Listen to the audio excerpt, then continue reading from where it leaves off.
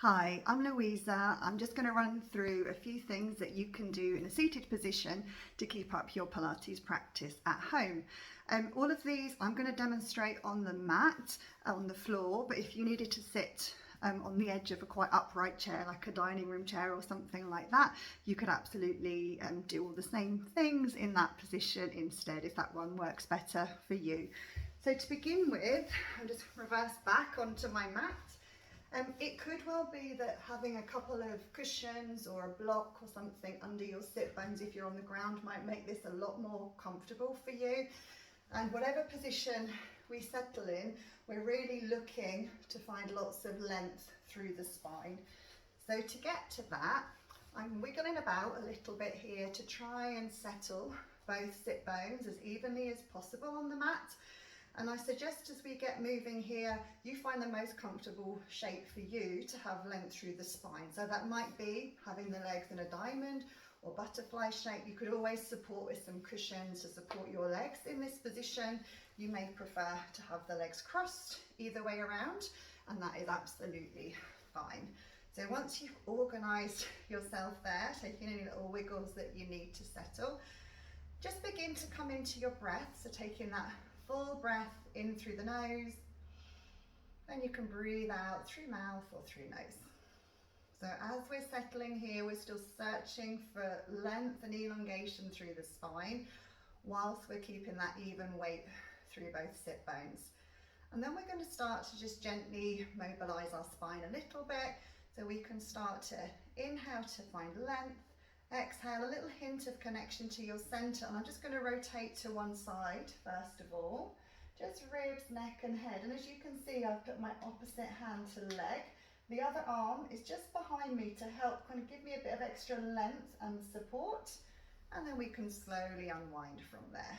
Okay, so I'm rotating as I exhale, taking a breath when I get there, coming back on that next exhale. I'll just show you that kind of sideways as well. So finding that length, you can maintain that, use that for support, really look around your space whilst we're still keeping both sit bones well planted down to the mat.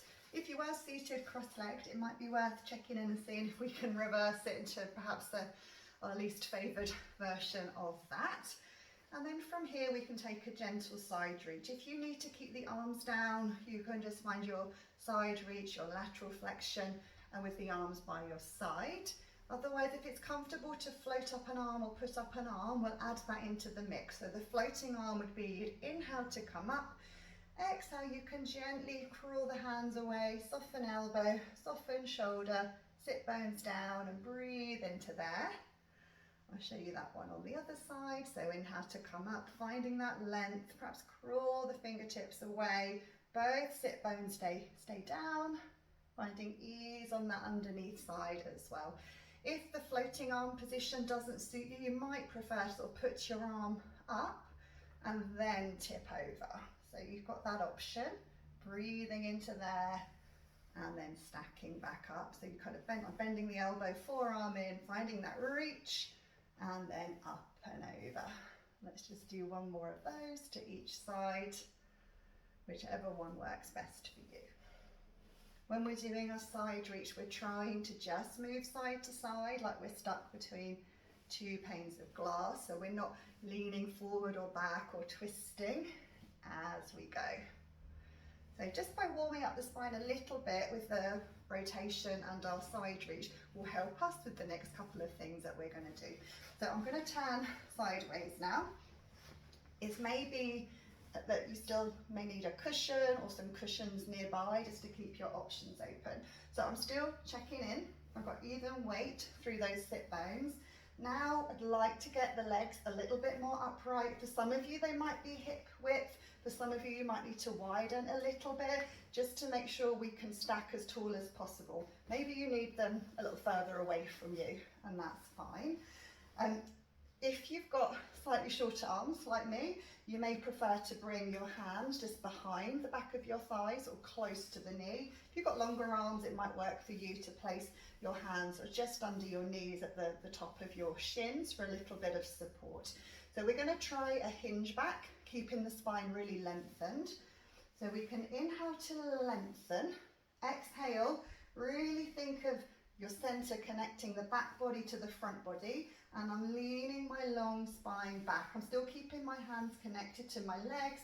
Your gaze might be forward or slightly up, but we're not letting that head hang back. Take a breath, keep that scoop, and then lengthen as you come back up again, okay? So we're finding that length, that connection, as you lean in one piece, breath into there, really lengthening as you come back up tall again. So finding that connection as you go. Very nice. And if you want to add challenge to that, you could begin to maybe float an arm away, but you maintain that stability. Perhaps you begin to float both arms, all the while with plenty of control.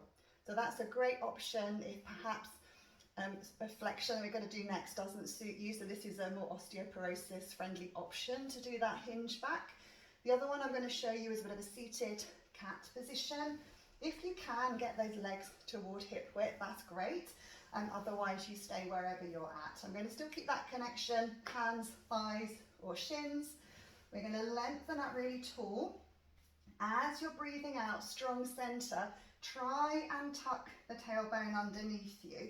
So I'm gently attempting to round my spine without the shoulders creeping up to my ears.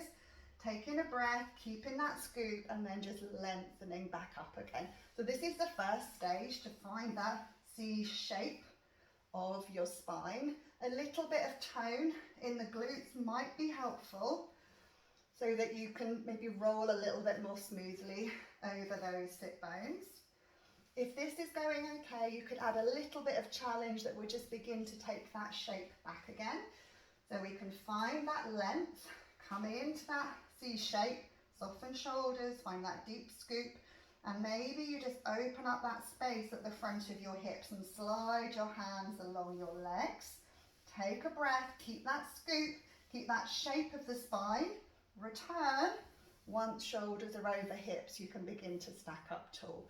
Let's just try a couple more of those. So maintaining that length, coming into that C shape, softening, opening up that space, tucking that tailbone underneath you, breath into there, gathering back up and lengthening. Let's do one more. So maintain that length into your C shape, gently taking that back and then gently returning. When you stack up, you might be ready to open out those legs, just open out those hips a little bit. May want to wiggle through those shoulders, perhaps take a little lean or release forward if that feels okay for you.